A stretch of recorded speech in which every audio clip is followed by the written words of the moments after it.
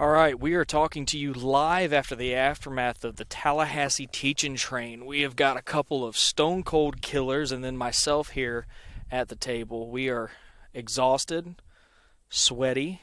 We've had a good time. My voice is a little bit scratchy. My throat feels like it's a little tired. I've been talking a lot, but we just, I think, had the largest convention of saddle hunters in the state of Florida that has ever happened.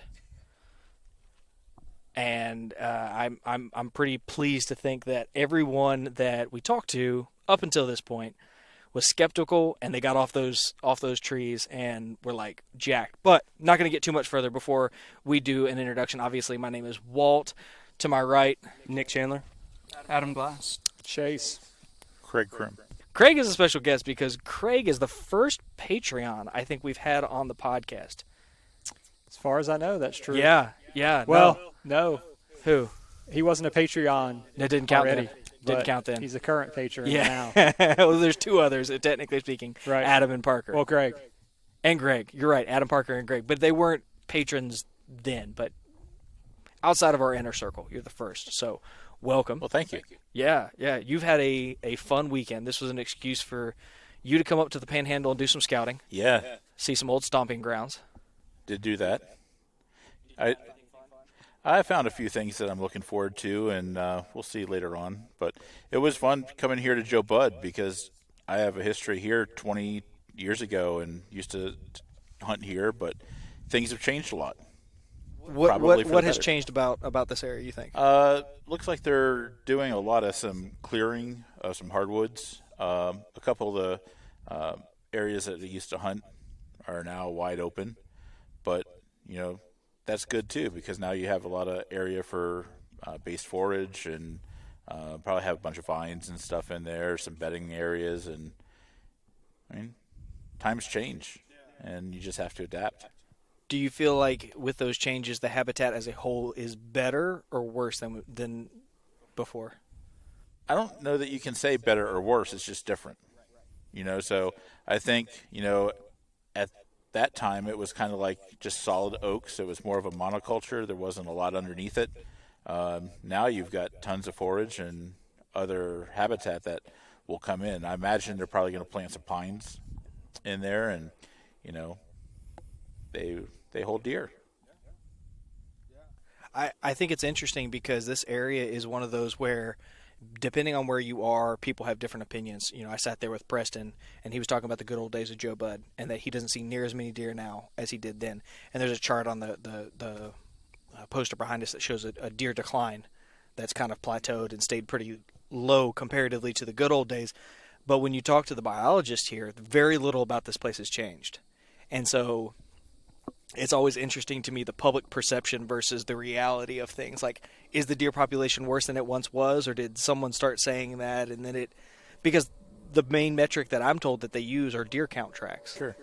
And, also I think some of their management objectives have changed at some point because now they're, from what I understand, correct me if I'm wrong, I don't think you can take does out here anymore. Back in the day, you could take does, and it was, 5 inches or greater for an antler. So from what I understand, the numbers of quality deer are improving. I see a lot of really good deer in this area, a lot of quality bucks.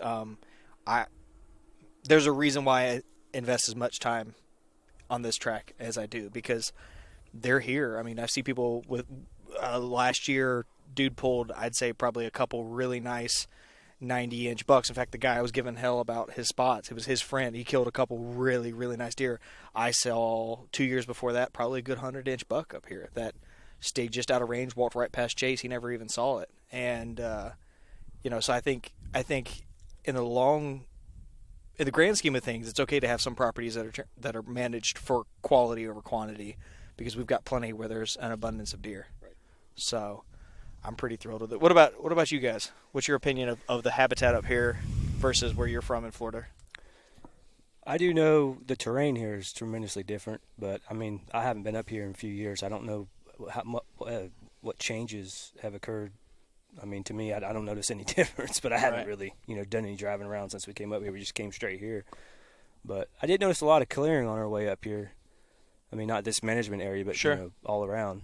But That's all I could tell you about this area. Yeah. I don't come up here too much. What I said when we were driving up here was it looked like Georgia woods to me.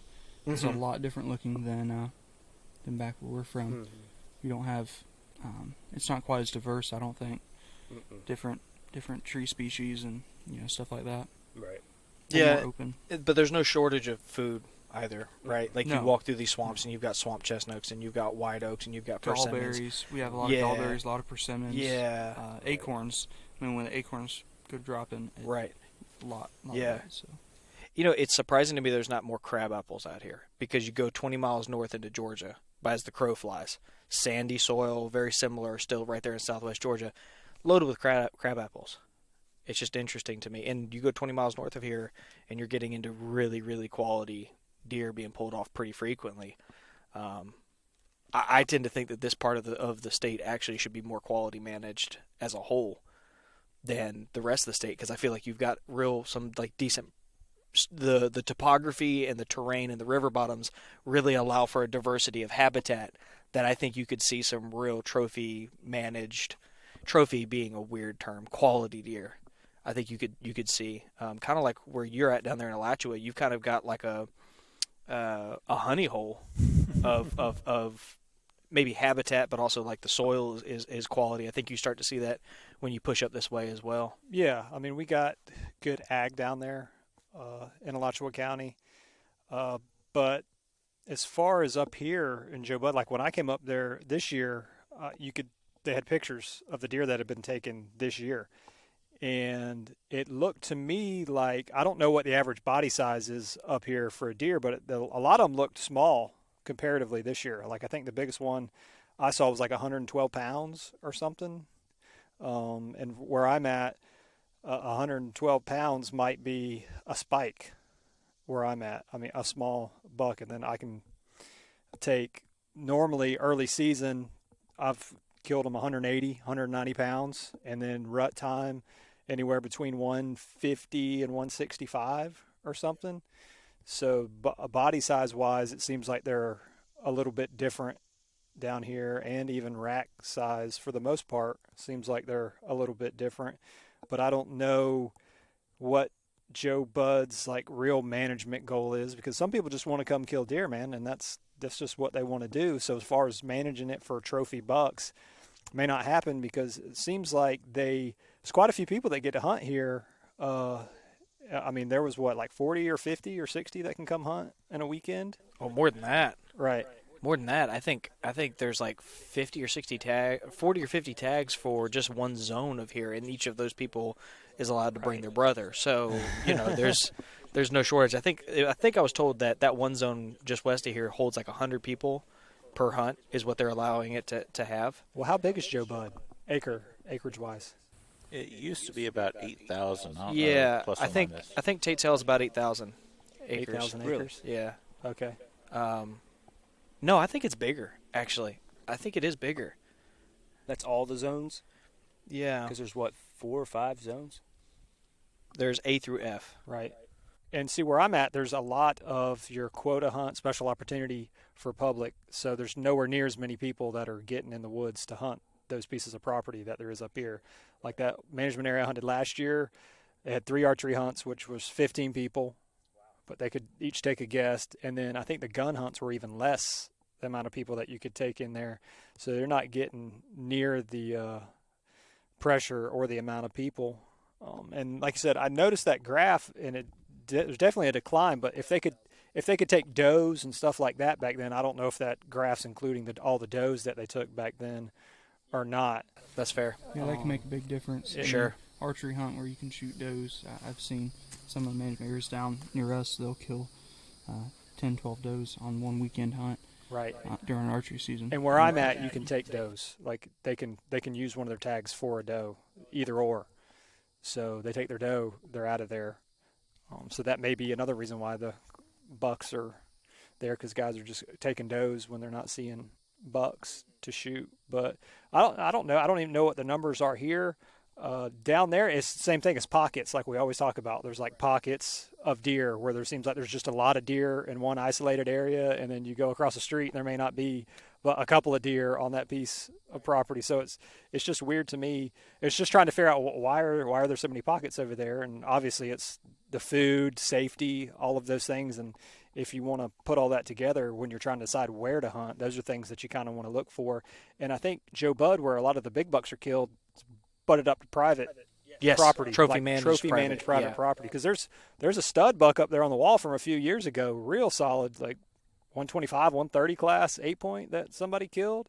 So the potential's there in certain zones, it seems like, where some of the zones it's not quite there. But yeah, and I think some of the zones suffer from a bit of a monoculture habitat, right? So like if you get further east of here, you end up with less of the river bottoms, more of the more sandy pine flats that don't look like they've been quite as burned and managed and whatnot, and so you end up with a lot of mulberry underneath and palmettos and stuff. Well, there's very little forage. Once that habitat starts to take over, there's very little there for them. So I think what you see is a testament to the need of fire on the landscape, timbering on the landscape, and I think where that emphasis is put is very blatant on this piece of property. It's all about diversity. Yes. You find the diversity, you'll find the pockets. Yeah.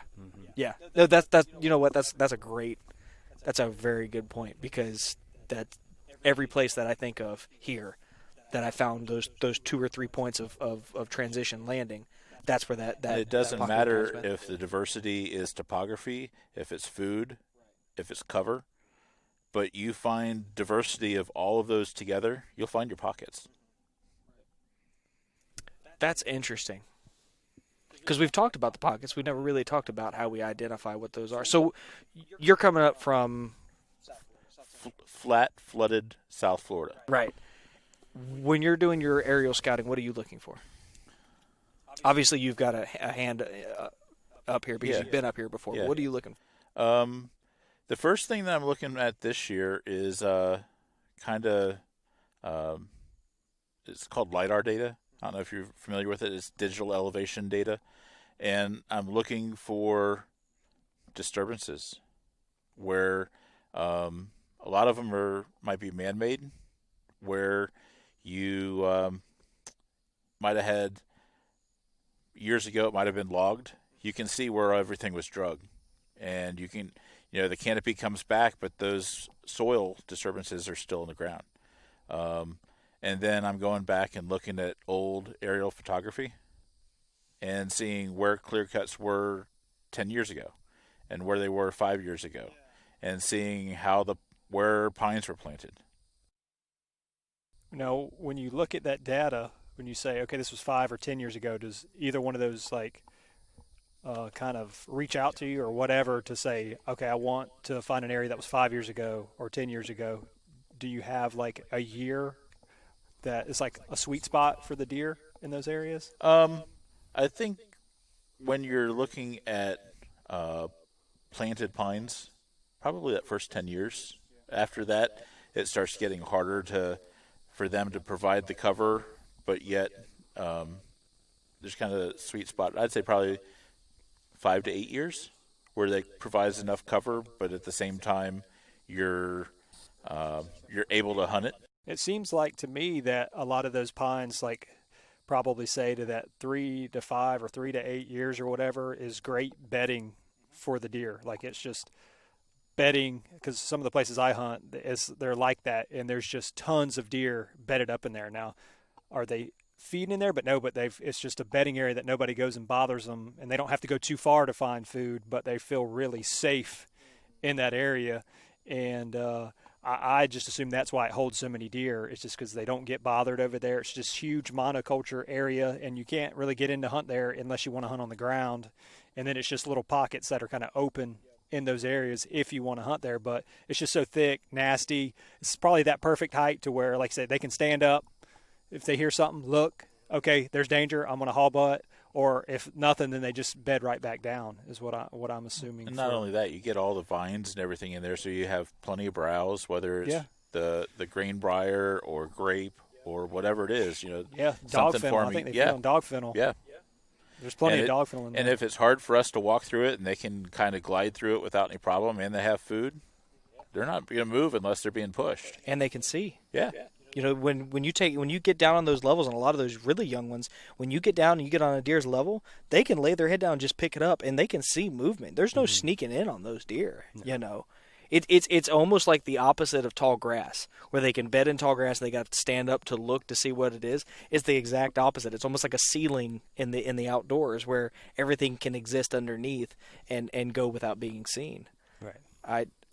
I wonder though, where'd you get the idea of that soil disturbance?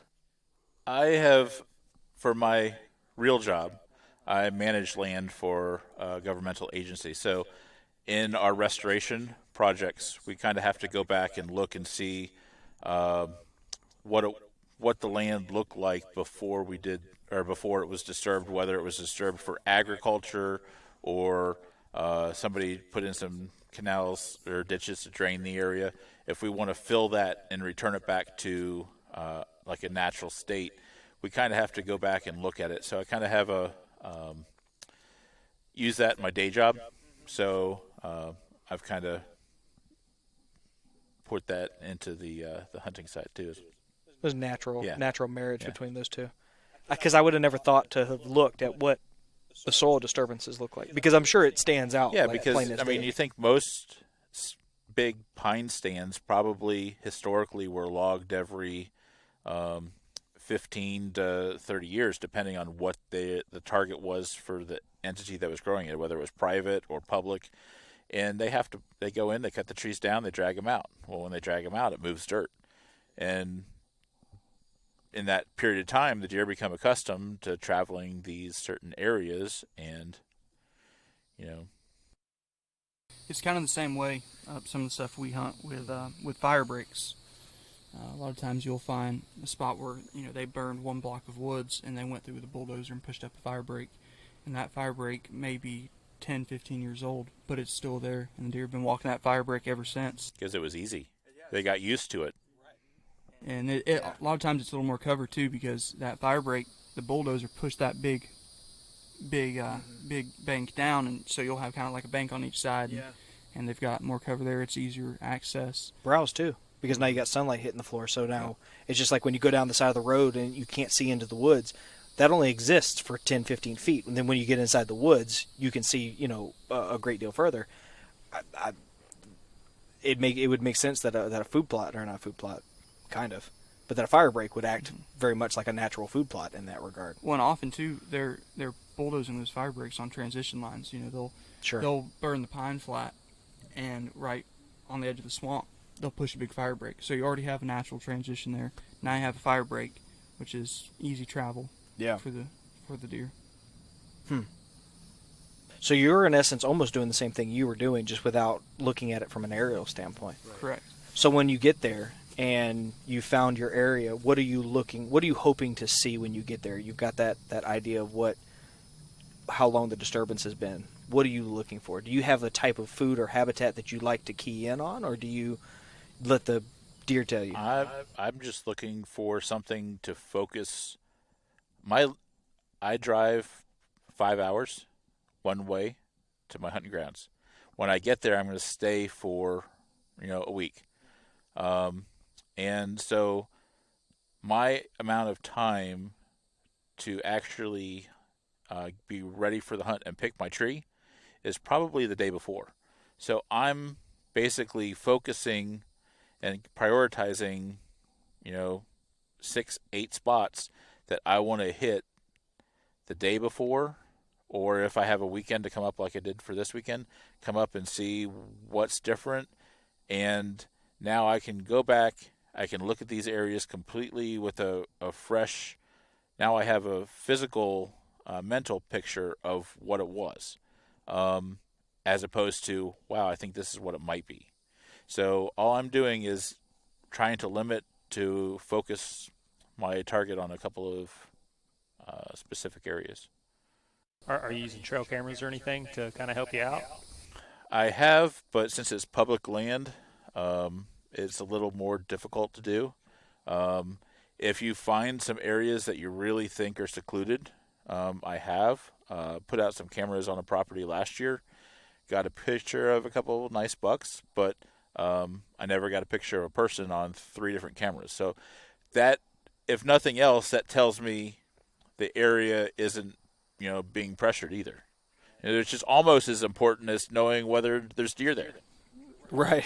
Yeah, that's that. Equally so. In Right. fact, Mark and Danny, when they were on, they were talking about, and I took some creative license when I described how excited they get when they see other people. But for them, they're not just hunting deer; they're hunting other hunters, and they're putting that piece together. And honestly, I think it's kind of confusing to me how certain deer will adapt to human pressure so well, and others respond with such a total different mechanism. There's a WMA not far from here. I left a trail camera up. Everybody's heard this story. I let it soak for 5 months. There were no deer photos until humans hit the landscape and the hunting was available. Now, I'm sure there were other factors, food shifts and stuff like that. But the moment that the deer season opened in late October, even though that camera had been there since early October, within a week's time after that, the deer started showing up and frequenting a lot in this very isolated place that had no deer sign. Whereas I've had a trail camera right off of a trail not far from here where people walk up and down, and I'll get deer photos in daylight walking right up and down behind other hunters. And it's bizarre to me. That's very frustrating trying to find a pattern to how deer will respond. And I think I've tried too hard in the past to find some identifying metric amongst all of them. When in reality, I think certain deer get used to certain amounts of traffic. Well, that's just like if you think about deer. I mean, you've got these deer in the urban areas that just get used to being around people and houses, and where scent's not as big a factor because they're picking up human scent. They hear a weed whacker all the time or Dog lawnmower, barking. cars, all kinds of different stuff. And like Joe Budd, I mean, there's been a bunch of cars just going up and down this Great road point. all day long. So Great point. And we saw a boatload of deer tracks right there. They're used to human traffic here, and if they've been raised here and grew up deer, then I think that's what they know. But if you go on a piece of public or even a private that just never gets molested by anybody and you go in there, then those deer are squirrely. They're just like, what is going on here? That smells weird. You stop your vehicle, they haul butt instantly. Whereas here, you can go pull up to a food plot and watch 20 does on that food plot, and they don't run off, do they? No, and I think maybe I've been a little too rigid in how I've thought about how deer will respond, because that makes perfect sense. The deer see people here all the time, and I see deer on the side of the road all the time. Whereas that other WMA I'm talking about, there's no real through roads. There's no real populace that's going through. And there's a fish camp right down here at the end of the road, so they're seeing people all the time. And I think maybe that's more of that factor that I should be looking at is, what's the human pressure like year round? Because here it's dominant. We have 2 WMAs that are right across the road from each other. One of them lets people drive through the management area year-round, and the other does not. There's a gate right there, and you don't get to drive past that except when it's deer season. Mm-hmm. And the one that you can drive through year-round, I see probably 10 times the amount of deer from the road than the one that you can't drive through. I mean, I've been going into my stand, and Nate Point step out on the road with a doe, and me get out of the truck with a bow, get a shot at him, and him just stand there, Yeah, right. And then right behind him, behind us 50 yards, another buck stepped out. I mean, right behind him. So, I think that's a factor. When you have that pressure constantly, they're just used to it. And I think that is another reason why it's so hard to be successful in Florida on quota hunts. When you have a 3 or 4 day quota hunt, almost every one of those is locked down until the day before the hunt, and you can't drive on them. So all of a sudden they've gone 8 months with, maybe an occasional pickup going through or, something like that. And then all of a sudden, they hear car doors, they hear all kinds of the tires on the crunch, all that. And all of a sudden just boom, whatever pattern they've been on just changed. And nobody needed to step in the woods. Well, and you've only got 3 or 4 days on those hunts too, so it's like They their can just entire lock thing, down right? for 3 or 4 days. Well, and maybe they're not even locking down. Maybe they've just changed. Just Everything move that shit you've scouted for and prepared for is now just been thrown out the window, and you've got 3 days to figure it out. Welcome to Florida. Yeah. So, what's your opinion on hunting Florida? Is it more positive than not? Well, it's all I know. I mean, I've never hunted real hard. I mean, I've been guest a couple times out of state to Georgia or Alabama. I bought my first preference point this year for Iowa, so maybe someday. You and me someday, both. But, I've, fortunately with some life changes in my family, I have 2 kids. One's will be graduating from college, one's starting college. So probably in the next couple of years, I'll be able to do some more travel during the fall. So I'm looking to do more out-of-state trips. So we'll see. And maybe I can give you more, but it sounds like anybody who is successful in Florida, when they leave Florida, they find it a whole lot easier, as opposed to some folks from out of Florida, when they come here, they're lost. I heard Will Primos one time make the case for the Southern hunters, specifically like the lowland South Mississippi, South Alabama, Florida, South Georgia, and he told the story that he told this guy, go down this trail, and when you hit the rise, cut down the rise about 200 yards, and there's a tree stand. And the guy spent all morning walking up and down this trail looking for the rise. And finally he comes back at the camp at like 8 o'clock. He's like, what are you doing? I'm cooking breakfast. And he says, I couldn't find the damn tree stand. So he walks him out there. He says, did you see the rise? Go down the rise. He goes, dude, that's an elevation change of 2 feet. He goes, that's a rise here, And he correlated that, we're so used to looking for such minute features here that only here are they minute, and everywhere else they're on such a macro scale. Yeah, and that's one difference, from South Florida even to where we're at today. I imagine there's thermals here. There are. I don't have any experience at all with thermals other than, sea breezes. Yeah. Water or air coming in off the water. But so that's, something that I think will be a lot harder to learn to go out of state, but that's one of the few things at least we don't have to put up with too much. Yeah, I could see that. That's probably a saving grace because your sea breeze can be kind of finicky to begin with, and then add thermals on. We kind of face that a little bit here with Talquin because there's always such a big body of water and a deep, relatively cool body of water that we always have a pretty significant breeze, like we're feeling right now, sometimes more so. Then factor in fronts, and then the fact that the topography here, you got some good 30-foot drops. You now have, this wind thing that could just become there are some places here that on certain winds, I just don't even waste my time because it's just doing this the whole time. It's just this big gyre, and you watch the deer come down the trail and they stop. Yep, nope, he's sitting right there like he was last weekend, and he walks right back down the trail. But so have you never left the state because the state has never left you wanting, or just life had different plans? Just life had different plans. Okay, gotcha. Never. It really wasn't. Never really even thought about it that much. I have family that has a farm in Pennsylvania, but none of them are hunters. They let people hunt the land. I've thought about going up and doing that sometime, but just haven't got around to it. So it sounds like you're pretty content chasing bucks in Florida. I am. Yeah. Yeah. So maybe it's a combination of both, like life and really for me, if I harvest something, it's just a bonus. I just like being in the woods. Just being in the woods.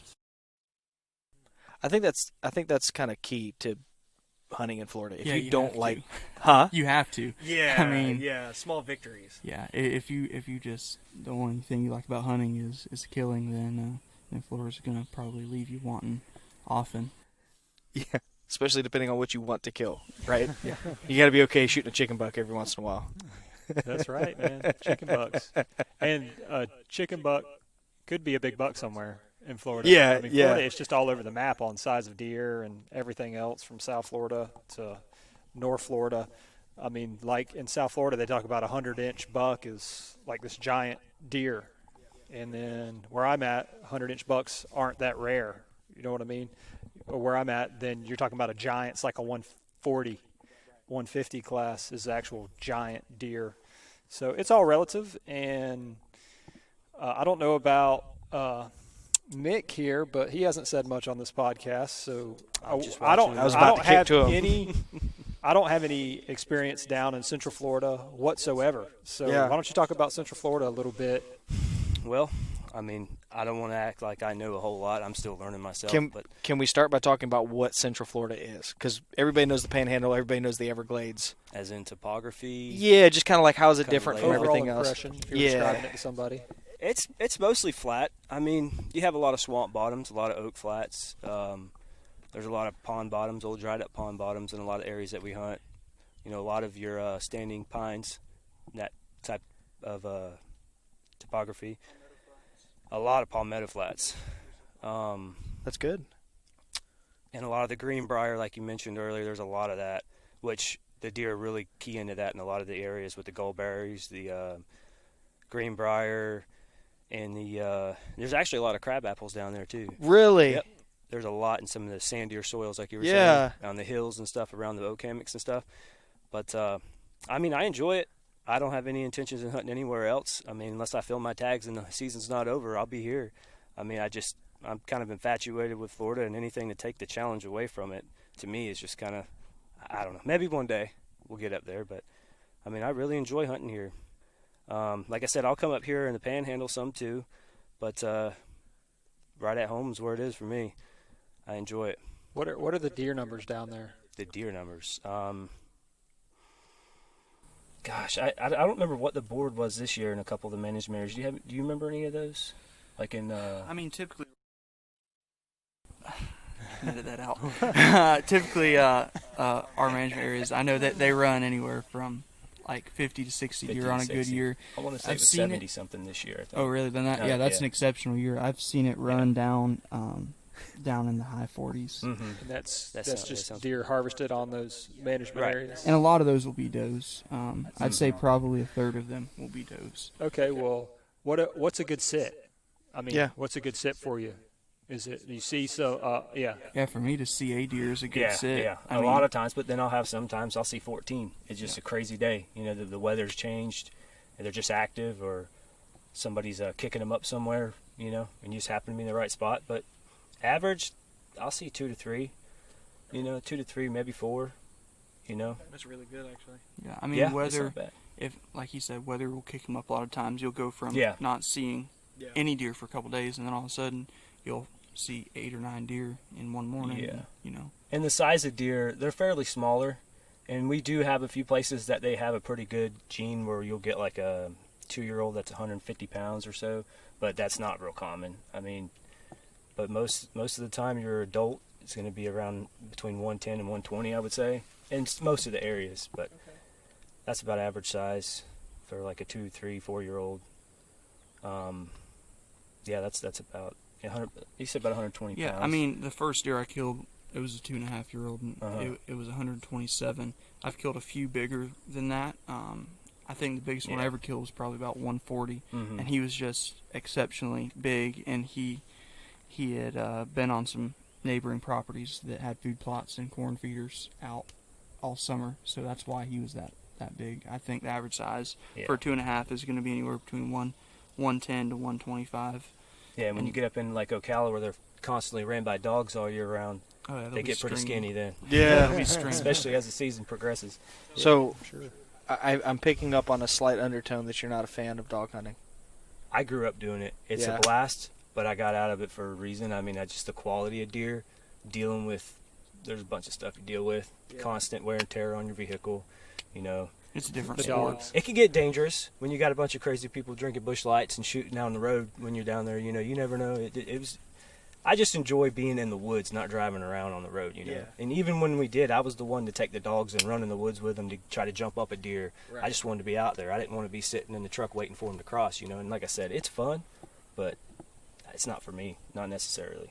I'll go occasionally with some family members. I'll go meet them up there and hop in their truck, let them beat their truck up. Yeah, No offense same. if anybody's listening. but- I'll do the same thing, man. I'll go ride with them, and I enjoy it. I mean, it's fun to. Mhm. It's a different pace. Yeah. But Yeah. if I have a quota hunt, I'm not going to go to No. the dogwoods when I have a quota hunt. The quality of deer is so much better. What do you mean? Meat? No, it's just Size. Yeah. size. Yeah. And you think that has everything to do with them being ran? I think it plays a pretty big role in it. Yeah. I mean, and Pressure. the better Stress. bucks are going to move away from there if there is any. And there are. We'll get pictures of some nice ones, and they'll even occasionally shoot a good one, you know, running dogs. But it's very scarce compared to, and there's does everywhere though, because you can't shoot does never out there. So there's just, I'll sit here, you'll see does just pile out of the swamp in the evenings and pile back in. Just talk about seeing deer. You can go sit on a fence line down there, and you can just watch. Literally, some mornings like 20 deer, and every one of them will be a doe or a shorthorn spike. You'll rarely see a legal buck, but you'll see lots of deer in certain places. You're not going to see as many deer typically if you're hunting places where you're going to have a good chance at shooting a legal buck. Right. How much of that do you think, though, comes into how much of the deer size and quality do you think has to do with the fact that the state doesn't pour near enough resources into those dog places than they do places like Joe Butt or Appalachia or some of those other places? Resources like? Well, when I drive through a WMA that's open to dog hunting, never see any food plots. The timber is managed in a different fashion. Fire is not on the landscape near as frequently as I think it is in some of these other areas. I think some of it may have less to do with dog hunters. A portion of it I think has to do with the habitat management itself as well. I don't think they're solely to blame. We're going to have somebody on here shortly who both dog hunts and still hunts, and we're going to have the devil's advocacy of both and the ins and outs in both. He's very openly critical of both groups, which is what I think is interesting, both still hunters and dog hunters, because I think there are things to critique on both sides, and I think we're, depending on what camp you're in, you're all too, quick to maybe point the finger across the other side. So I think you have the same thing down South Florida where you have still hunters versus buggy hunters. Right. It's the same thing. Everybody's competing for the same resource. Right. Yeah. We're all on the same team. We should be. At the end of the day. Right. Sometimes we are. Yeah. I think sometimes we aren't, though. Yeah. And I think we shouldn't be. Without going too far down this, when the Bear Hunt had their meeting in Panama City, NWTF, Ducks Unlimited, QDMA, National Deer Alliance, none of those groups showed up. Backcountry hunters and anglers, like them or hate them, I'm not endorsing them in this, they showed up. And every dog hunter association in the state of Florida had a representative at that meeting. No other conservation or hunting group showed up. And so if you're going to condemn, not saying you guys are, but if you're going to point the finger and say that they're an issue, well, you didn't show up about a lawfully restored bear hunt that we're trying to push through either. And I think it's going to be a more complicated dialogue than I think a lot of people are prepared for. So, well, if I said anything bad about dog hunting, I wouldn't be allowed at any of my family reunions. So I can't say much bad about dog hunting. Yeah, and I've had bad encounters with both dog hunters and still hunters. Oh, for sure. I've probably had more bad encounters with still hunters. Yep. Because I think often they have an attitude against dog hunters and kind of entitlement mentality. Yeah. And elitist. It's very elitist. Yeah, it can be. Yep. For sure. Kind of like a saddle hunter and a tree stand hunter. Very much so. Very much so. It's interesting to me how quick that creeps into every component of things. In the bow hunting world, it's crossbow versus compound, and then your recurve guy jumps into the conversation. He's like, "Screw all of you guys!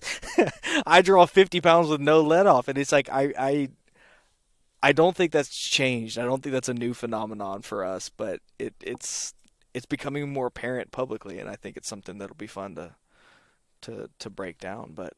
Well, the dog hunters are the reason, essentially, why you can take $5 in the state of Florida, because they all showed up to the meeting and raised Cain about not being able to, take that many bucks. So they just said, okay, you can shoot $5 and then 2, which can be does, but they're the reason that we got $5. Has anyone seen that data yet from last year? I asked about the data, and I didn't really get an answer yet, but it should be available. I know should be public. They're changing the app and everything that you use now or whatever, so which should be a little bit better as opposed to that Survey Monkey or whatever thing that they were using last time. But I didn't really get an answer other than they were changing the app from what it was last year. It's going to be the Go Florida Outdoors thing where you can do it all on one thing. But that's not to say that they won't publish anything, which they should already have all the numbers. I mean, Florida's season's been over for 6 months. They should have had it almost instantly. Yeah, most states within a few months of having it out, because they're using that data to make changes for next year. So if and I understand we're not having changes this year, which I think they should probably have 3 or 4 years of data at least before they make any changes. But who knows? Maybe last year was a great year or a poor year weather-wise, and just so happened, who knows? You need to have some trends. And I think that might be one of the reasons why they're reluctant to drop the information.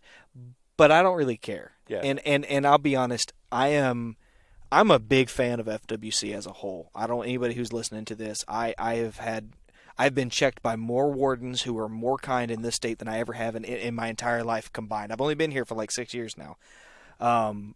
But they're passionate about their job. They do. The biologists are passionate. I'm not critiquing them there. I think this is an administrative failure from the standpoint of not getting us this data. If you drop new regulations for the new hunting year, which drop every year in June, July, sometime in that range, you need to have also dropped your numbers by then as well. I want to know what's going on in my state.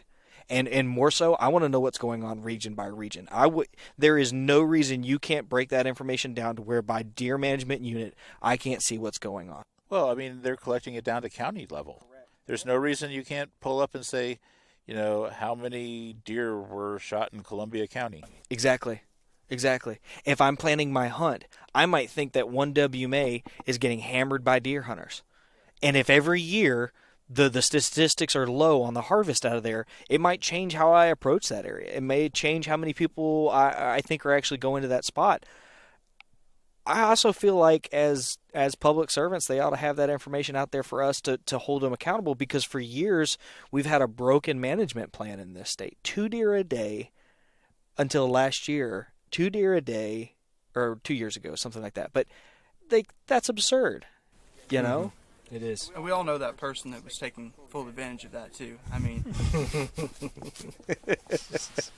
No, but there were plenty of people that did that, and they made their opinion known on Facebook and in the forums with FWC, saying this is BS because how am I supposed to? I'm going to have to get a lease in Alabama to kill all my deer now. It's like, are you kidding me? How many deer? Yeah, family need, right? Mm-hmm. Like, I don't know. Yeah, it would just be interesting, to look at some data like that, especially when you can compare it to, what data is published on a pretty much, live after every weekend's hunt.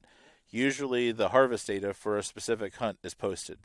So if they can post that data, are they concerned that the one isn't jiving with the other? Well, whether it is or isn't, it needs to be known. Because if it's not jiving, well, then what has to be tweaked as far as the reporting requirements? And maybe that's why they changed the app to be a little bit different. Or maybe they can use that for reasoning for more law enforcement. So that's a really good point. The app, I can explain the app. I've spoken with the people who were involved in that process. The change was pushed through prematurely. It was not supposed to be done the way that it was. So they had to find an app that they could use to capture the data while they rewrote the app, the Go Outdoors app. Mm-hmm. So that part is explainable. The rest, I don't. You're also asking me to not shoot does. That's a big part of a meat hunter's diet, right? Mm-hmm. I think there are a lot of people, bet you two would totally agree with this, and anybody who hunts the national forests here in town would agree that the Buck-to-Doe ratio is way out of whack. Oh, it's crazy. Way out of whack. Yeah. And so now you're trying to make a change, and you're saying, okay, well, the first step in this, have faith in us. The first step in this is 5 deer, all of which can be bucks in 2 days, but only during bow season. And that's for you. In South Florida, south of State Road 60, there's only one wildlife management area that allows, without a permit, that allows you to take does during archery season, and that is only the last week of archery season. So once you have exposed them to pressure, now you have the opportunity to try and take them. Right. Yeah. and maybe that's the best way to make everybody happy. But show me the data. Yeah. Don't just ask me to go on blind faith when you've got a tool that you can just hit go and put the information out there for us. One of the reasons I hunt up here is, nothing against the land managers. I mean, they're doing what they're supposed to be doing, but the regs down there on one there's a WMA that's 5 miles from my house. Bucks have to be, so the hunts are in September for archery. the bucks have to be 4 on a side or better and no does. I can go out any time and see a ton of does. There are some decent bucks that get taken out of there every year. A lot of them, are all coming from either muzzle or gun. They might get lucky if over 3 consecutive weekends for archery, they take out 1 each weekend. I mean, and there's, more than a few permits that go out. So there's no reason, and, it's almost like they're trying to make that a quality hunt, but while it's beautiful habitat, it's not the right habitat for growing numbers of quality bucks. Right. It's a token. It's a token gesture of what they're trying to do. Yeah, I could see that. Because if I recall correctly, you told me, I think it was you that told me that you had to put in how many points he had, right? Your bucks? Yeah. Because I don't kill any bucks, so I don't know. But so you even have some kind of a metric for what's being shot in those counties too. I mean, there's a lot of information to be had It's here. all online. Yeah. Well, it's not published yet. The harvest data for WMAs is. But for the state as a whole, Correct. Right. Yeah. So I'd love to see how that stacks up for certain counties that don't have a lot of public land other than WMAs. Case in point, like Palm Beach County, it has 60-some thousand acres in Corbett. There's a couple other smaller WMAs that probably get some pressure, but not a lot. But I mean, how much public land, or there's not public land, how much private land is actively hunted down there? It's a huge county, but it'd be interesting to see what numbers are coming off from private land down there. That's a good. Because you also can't. You need to be careful. FWC has to be careful not to hold public land hunters to an unfair standard. I mean, if private landowners are going to be able to whack and stack, I mean, because I'm pretty certain they have doe days too.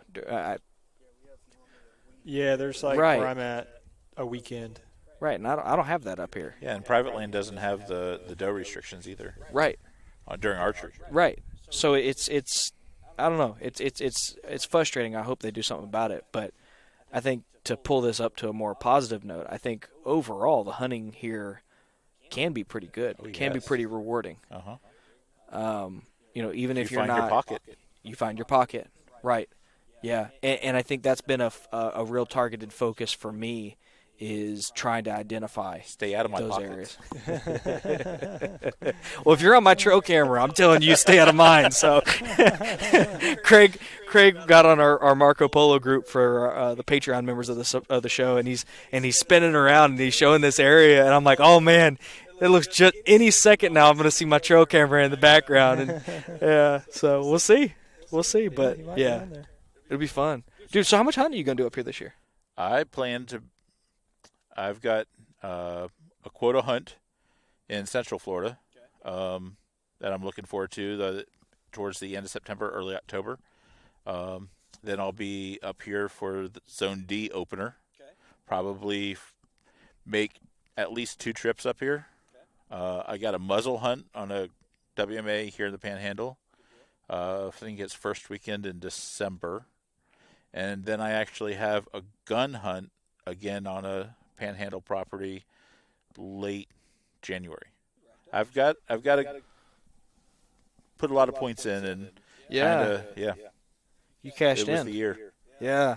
So hopefully, maybe next year I'll get, the first out-of-state hunt that'll take some of the pressure off, the lack of preference points here in the state. Right.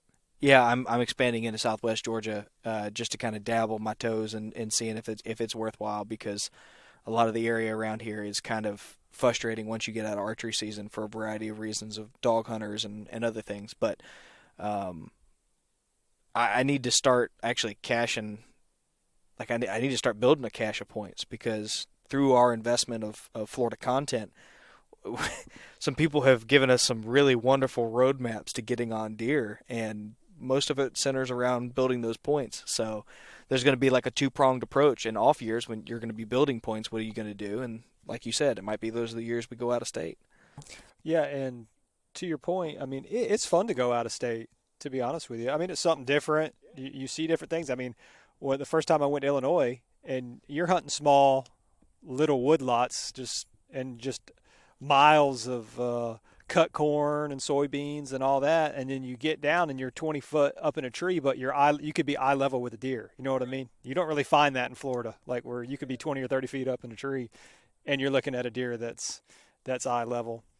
And it's good to kind of see, because Florida, whether in some areas you kind of have like you may have a little bit of a defined rut, but up there you see a lot of the rutting action that they talk about, like bucks fighting. I've never experienced that, and that's one of the things I'm looking forward to. Right, yeah, and that's one of the things you will notice up there is that rutting activity, because they have to, like up in those areas, like they have to drop them fawns at a certain time, so they're gonna rut around those times, especially. And some of it may be at night, but if the weather's great, then a lot of it's during the daylight hours. And it's good to, like we were mentioned earlier, it's good to go up there as a Florida hunter, because like you hear them stories like, oh, us guys are successful when we go up there, and that's true. I mean, honestly, it really is. It is true, for sure. And it's not necessarily, and some of it could be attested. There's some big areas up there, like in was it Missouri, like the Mark Twain National Forest. That's huge chunk of woods, huge big chunk of woods too. Like yeah. So I wouldn't necessarily call that an easy place to go hunt. Right. It's just different. It's just a different type of challenge. I think a lot of times. You mentioned the Mark Twain National Forest. That's not necessarily easy hunting, like you mentioned. I think what a lot of people fail to recognize is that it's easier to get on bigger deer, not because the hunting is easier, but because a 2-year-old deer in Missouri just does different things biologically than a 2-year-old deer in Florida. I don't think it's any more difficult to get on a 2-year-old deer here. Perhaps I'm speculating. I haven't done it myself.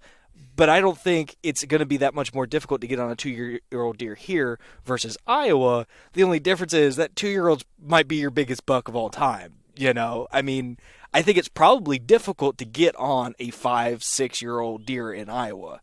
They don't get that big by being stupid.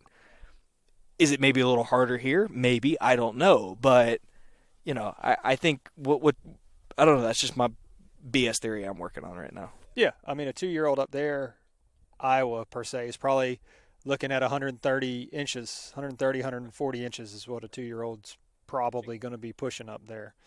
Whereas here, you got 5-year-olds that don't get to 130 inches here, depending on where you're at. And they're going to weigh 250, 275 pounds up there. And some of their bigger deer are over 300. So what you're saying is to all the meat hunters in Florida who really want to pack the freezer, they just need to go somewhere like Missouri or Illinois. Heck, the does shoot one, get 3 free deal. Man. In Kansas, man. Yeah, I know a doe that went past me was every bit of 185 pounds or bigger. Just a giant doe that went walking past me. And I was like, man, that's bigger than our bucks in Florida. Just passed by. I was looking for antlers. I'm like, where are the antlers at, man?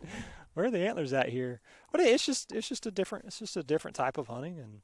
And if you want to go see what the rut looks like, things like that, it's good to go up there. If you want to hunt in cool weather, go up there. I mean, there's it.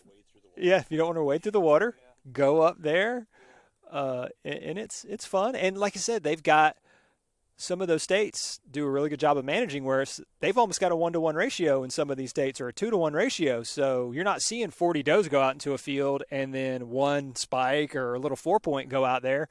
You're pretty much seeing or close to a 1-to-1 ratio there. If you see a family group of does, and you might see a couple of bucks in a sit as well that are decent bucks, and then some small bucks mixed in there.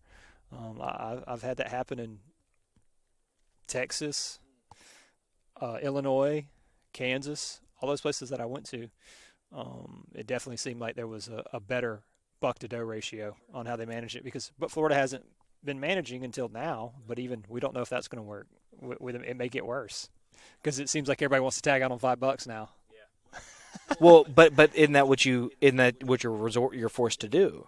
by the rules. If you want to fill the freezer full of meat, you have to And more or less if you do get it with past bucks. archery season, or you don't have a chance, like Kraig said, you don't have a chance to take a doe at all. Then okay, I got a chance to kill 5 bucks this year, and that's all I got a chance to do. And maybe that'll be borne out and it'll work okay. Maybe that's the next step. I don't know, but I'd like to, to beat a dead horse just even further into the mud. I'd like to see it. I'd like to know what the impact was. How many guys hit their 5 deer? Well, in my opinion, I don't know if it's going to make a huge impact, because how many people do you know that shoot, $5 every year?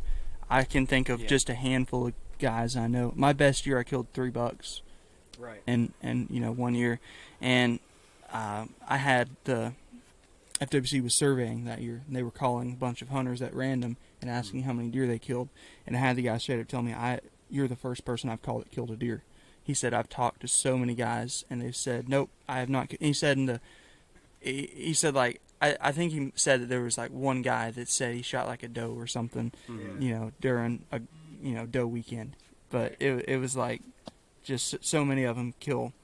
I mean, what are the numbers? If I remember correctly, the man hours to deer ratio, I mean, it's incredible, and the amount of hunters that. Yeah. The percentage that kill deer, it's very low. There are 1 or 2 that I know that would kill 14 to 15 deer a year. Yeah, Right. I know like two Single. guys like that. Sure. But by virtue of the way the rules are, you're gonna kill more bucks than you are gonna kill does. Even if you're not killing your 5. By virtue of the way the rules are currently set up, you're going to always perpetually make the buck-to-doe ratio worse. Because you've got more time to shoot bucks. And the rut is during the time when you can only shoot bucks. So it's not like, there's ever a relax there. And I don't know. My patience is wearing a little thin on the matter, but Yeah, it is what. I mean, because like I said, I was saving my doe tags for the doe weekend, just because I'm like, I'm going to save them for the doe weekend. Well, doe weekend came around, I wasn't in town. I wasn't in Florida. I had to go somewhere, so I wasn't even in Florida for the 2 days that they could let you take does then. So if you don't make up your mind, I'm going to shoot 2 does right out the bat during archery season, then it's just like, okay, if I want to kill a deer, it's going to be a buck.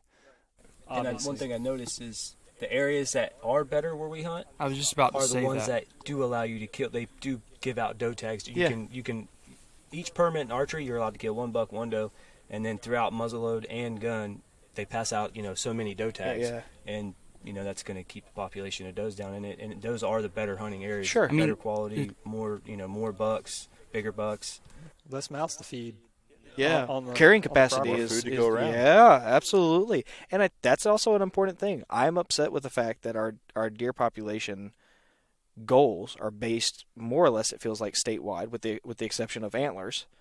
When in reality, the Everglades are going to have a different carrying capacity than Joe Bud and Tate's Hill are going to have, and I think we need to really recognize the fact that the 5 of us all hunt pretty different, varying parts of the state, and you have to have a management plan for all of those. which was their idea with the DMUs. But Even inside of the DMUs, there's Correct. so much difference. Right. Like, we're in the same DMU, I'm pretty sure, and your deer are a lot different than our deer. Heck, that's like a couple of these areas.